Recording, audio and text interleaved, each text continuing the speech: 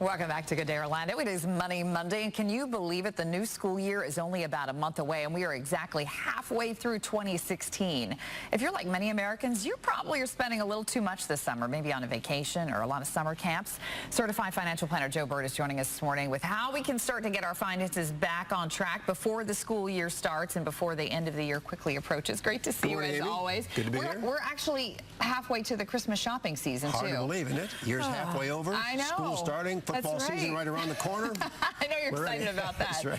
Okay, so this is something a lot of parents particularly deal with because, as you know, as a dad, and we spend a lot of money in the summertime, whether it's on childcare or summer camps, all these different expenses that many times you're not planning for throughout the year. It blows up your budget. You don't plan on it. And that's where I think a lot of people fail because they don't have a budget. They just spend whatever's there. And one of the keys that we want to stress is that you have an idea of what you're spending. One of the most common things I hear in the office when we do financial planning for clients, we give them a budget form. We don't want to put them on a budget. Right. We want to see what they're spending so we can plan for the future.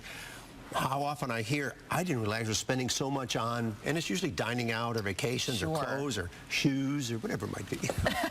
I like how you gave me a little look when you said that. All right, so if you find yourself in this situation where you are spending too much money, I love the idea of putting it on paper because that really does give you a better idea. What are some other things that you could do to kind of curtail that, to rein it in? The best thing to do, and we've said this time and time again, you have to save for yourself. And forced savings is the best way to do it. And everybody has an opportunity to put either money in a 401k, a 403b, a 457, or even an IRA. Take it out of your checking account, take it out of your paycheck, put it in there, because if you don't have it in your hands, chances are you're not going to spend it.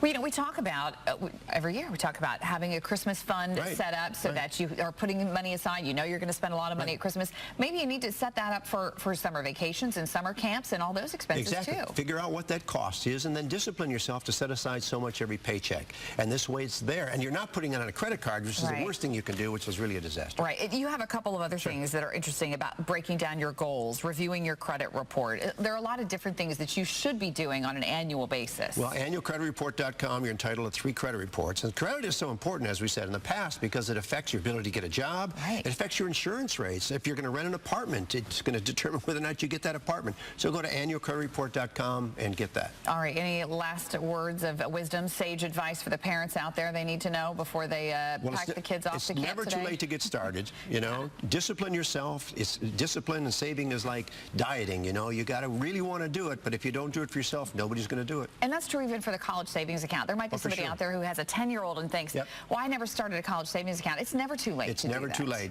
You know, the longest journey starts with the first step. You got to take that first step. All right, Joe, how can our viewers find you? Just Google me, 2 words, Joe Bert, B-E-R-T. Always great to see you. Thanks, Thank you, my friend. Good to see you again.